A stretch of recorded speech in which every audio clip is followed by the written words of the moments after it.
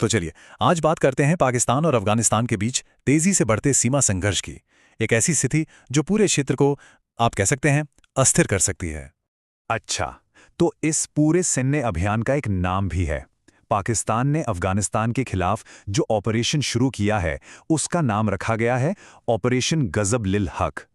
ये नाम ही अपने आप में इस संघर्ष की गंभीरता को दिखाता है। शुरुआत से ही दांव बहुत ऊंचा है। देखिए, पाकिस्तान ने एक बहुत बड़ा दावा किया है कि अफगान पक्ष के 270 से ज्यादा लोगों को मार गिराया गया है। ये आंकड़ा ही इस टकराव की भयावहता बताने के लिए काफी है। लेकिन ये संघर्ष बिल्कुल एक तरफा नहीं है। पाकिस्तान ने भी आधिकारिक तौर पर यह माना है कि उसके 12 सैनिक मारे गए हैं और कई तो घायल हैं और एक तो अभी भी लापता है। तो सवाल ये उठता है कि आखिर ये सब इतनी तेजी से कैसे बढ़ गया। चलिए जरा घटनाओं के क्रम को देखते हैं कि कैसे एक चिंगारी पूरी आग में बदल गई। देखिए, ये बड़ा ऑपरेशन अचानक से नहीं हुआ। ये दोनों देशों के बीच एक के बाद एक जवाबी कार्रवाइयों का नतीजा है। पहले पाकिस्तान ने काबुल में कुछ ठिकानों पर बमबारी की, फिर अफगान सेना ने पलटवार किया और बस इसके जवाब में पाकिस्तान ने ये पूरा का पूरा ऑपरेशन गजब लिल हक शुरू कर दिया। हताहतों के अलावा पाकिस्तान जमीनी तौर पर भी बड़ी कामयाबी के दावे कर रहा है। उनका कहना है कि 70 से ज्यादा अफगान चौकियों को पूरी तरह तबाह कर दिया गया है और 18 पर तो कब्जा भी कर लिया गया है। तो ऊपर जो दिख रहा है वो तो है ही, लेकिन पर्दे के पीछे क्या चल रहा है ये समझना बहुत जरूरी है कि इस अचानक और इतनी तेज सैन्य कार्रवाई के पीछे असली मकसद आखिर क्या हो सकता है। और ये सवाल सिर्फ हम और आप नहीं पूछ रहे, बड़े बड़े भू राजनीतिक विश्लेषक भी यही सवाल उठा रहे हैं। क्योंकि जिस पैमाने पर यह ऑपरेशन हो रहा है वो शुरुआती वजह से कहीं ज्यादा बड़ा लगता है।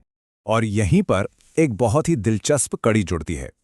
ये डोनाल्ड ट्रंप का एक बयान है जो इस पूरे संघर्ष को एक नया एंगल देता है और एक प्रमुख थ्योरी के केंद्र में है।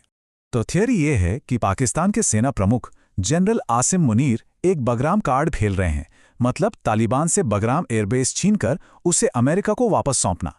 अब बगराम अपनी लोकेशन की वजह से अमेरिका के लिए हमेशा से बहुत अहम रहा है और उसे वापस पाना अमेरिका के लिए एक बहुत बड़ी भू राजनीतिक जीत होगी। जमीन पर लड़ाई तो चल ही रही है, लेकिन इसके साथ साथ बयानों की भी एक जबरदस्त जंग छिड़ गई है। दोनों ही तरफ से एक दूसरे को धमकियां दी जा रही हैं।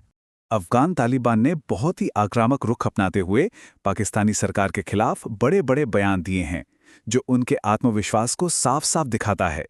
इसके जवाब में पाकिस्तान का कहना है कि अफगानिस्तान में जो बड़ी बड़ी ताकतें पहले फेल हो चुकी हैं, हमारे पास उनसे ज्यादा अनुभव है।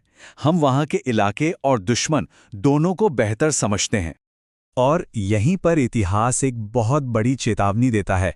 अफगानिस्तान को साम्राज्यों का कब्रिस्तान यूं ही नहीं कहा जाता। यहां बड़ी बड़ी बाहरी ताकतों को हमेशा मुंह की खानी पड़ी है। ये पाकिस्तान के लिए एक बहुत बड़ी ऐतिहासिक चुनौती है। इस संघर्ष की आग सिर्फ इन दो देशों तक ही सीमित नहीं है। आस पड़ोस की जो बड़ी शक्तियां हैं वो इस पर बहुत करीब से नजर बनाए हुए हैं। ईरान, रूस और चीन जैसे बड़े देश जो इस इलाके में अमेरिकी प्रभाव के खिलाफ रहते हैं, वो अब सक्रिय हो गए हैं। वो पाकिस्तान पर लगातार दबाव बना रहे हैं कि सैन्य कार्रवाई रोकी जाए।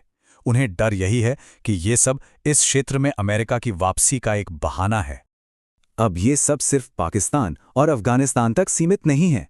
चलिए देखते हैं कि इसके बड़े क्षेत्रीय असर क्या हैं, खासकर भारत के लिए। इस बढ़ती अस्थिरता को देखते हुए भारत भी चुप नहीं बैठा है। भारतीय सेना अपनी तैयारी पक्की करने के लिए बड़े पैमाने पर सैन्य अभ्यास कर रही है। और ये सब हमें एक आखिरी और सबसे बड़े सवाल पर लाकर खड़ा कर देता है। पाकिस्तान, जिसका पूरा ध्यान अभी अफगानिस्तान पर है, क्या वो भारत के साथ एक और मोर्चा खोलने का जोखिम उठाएगा?